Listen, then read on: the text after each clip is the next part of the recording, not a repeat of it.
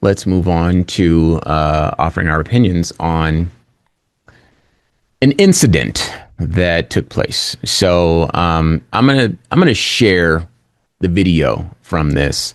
But before we get there, I will paint the picture. So this is from CBS News. The Orange County Sheriff's Office has released body camera video of a deputy shooting a homeowner as he was about to open his front door, and now the Florida Department of Law Enforcement is investigating. Deputies responded to a home in the 2600 block of Sheringham Road shortly after 3 p.m. on August 23rd after a report of a home invasion, the sheriff's office said. A preliminary investigation showed the victim, a man in his 40s, fired shots at 4 suspects who were attempting to break into his home before deputies arrived. The 4 suspects fled on foot. When deputies got to the scene, the victim went to unlock the door, and one of the deputies accidentally discharged his firearm, striking the man, according to the sheriff's office. He was taken to a hospital with injuries described as not life-threatening, and he was released the same day. So let me give you a little bit on kind of what that sounds like. You ready? Stop me! You shot me, man! Hey, I didn't shoot you! Yes, you did! I did not! Yes, you did! I did not! No, you lied, bro! Is anybody hurt inside? No, bro! I saw you shot me! Man, come on, man! That wasn't me, my man. Damn! I pulled my gun out there. You said come outside, bro! You shot me! What the f***, bro? Alright. What was it? AD. Stay off the air. Stay off the air. You there? Yeah. Go sit down over there. Okay. So you see that that was a very traumatic moment for the homeowner.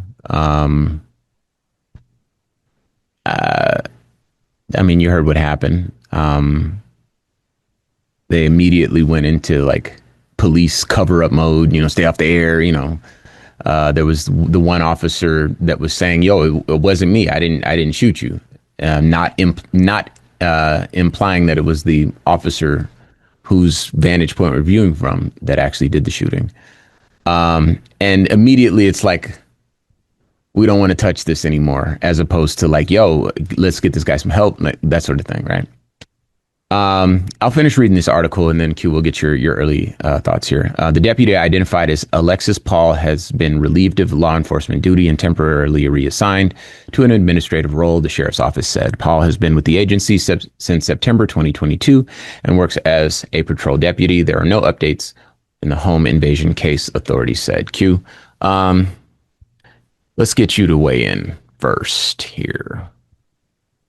When I was a young man, I would go to my mother's hometown every summer, and I would work in our family restaurant, H&H Soul Food in Macon, Georgia. This is not an ad, by the way. That's my family's actual restaurant. Yeah.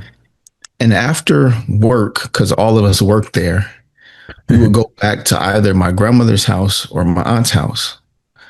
I remember playing in the living room one day and someone broke something and everybody bounced to the ounce. Shout out to Zap and Roger. Because no one wanted to stick around for the consequences. The consequences, yeah, sure. Except one of the cousins lives there. So he couldn't bounce. There was no ounce for him to bounce to. Listening to this and watching the video. Yeah. I'm surprised they didn't all just bounce and leave the one officer there. Like, hey, man, like he dropped something and broke it. I'm surprised everybody else didn't just bounce. Because the other officer repeating, hey, it wasn't me. Like he didn't know it was the gentleman next to him. Like, I'm not getting in trouble for this. And everybody went into, I'm not getting in trouble for this mode. And the guy who had just shot him really couldn't. because you on everybody's body cam shooting him. Yeah. So it was just one of those moments where there's never any accountability, but they're so afraid of accountability. They go into how do I not get in trouble mode immediately, even though they're supposed to be public servants looking after the best interest of the public. Yeah. Like, not let's get a medic immediately because I just shot someone by mistake. Everybody just pretend it didn't happen. Yeah. Everyone heard the gun go off. Everyone knows the man is shot. Everyone except for the man that got shot is acting like, hey, wasn't me.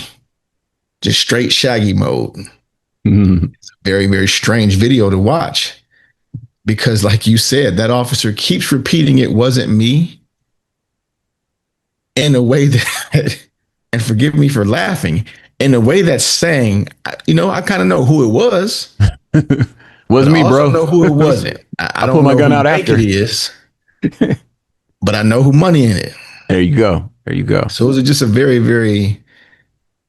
This is it's almost become comic relief now that this is how they treat the public that they're supposed to be sworn to protect and serve. So, if I may, this incident shows, I think, a reality that this country is having a tough time coming to terms with, is that there's a lot of prejudice in policing. Prejudice based on fear or prejudice for prejudice's sake. Either one, whichever conversation you're willing to have, I could debate you and I could beat you.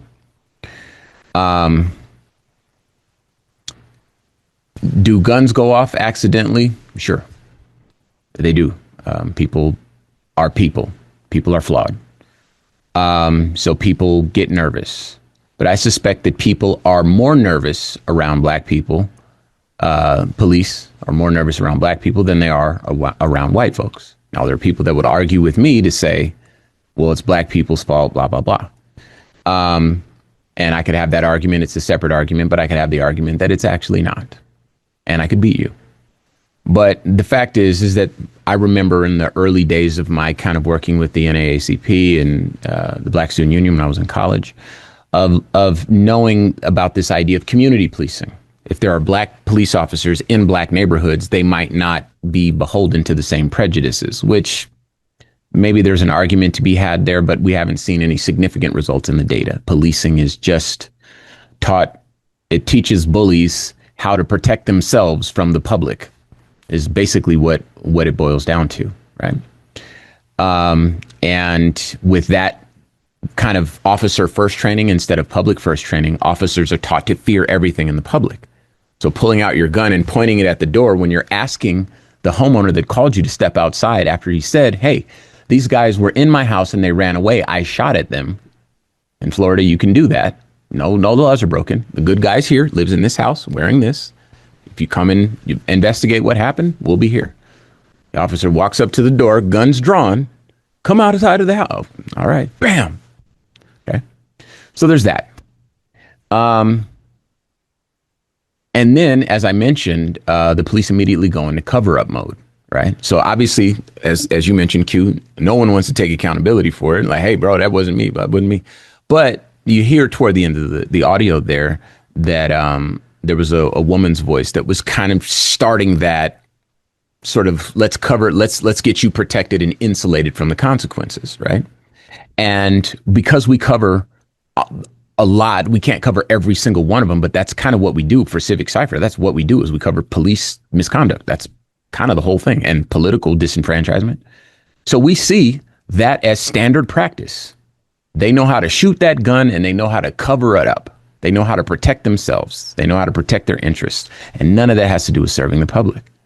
And so to hear it on a camera, I have to ask, like, how in the world do police not realize that we don't rock with them? We don't want to cooperate with them. None of that stuff, because they don't represent the interests of our people. I got a notification that said, you can help the FBI. Swipe. I don't want to help the FBI do nothing. You know what I mean? And I think that attitude is quite prevalent and has been for some time because of behavior like this.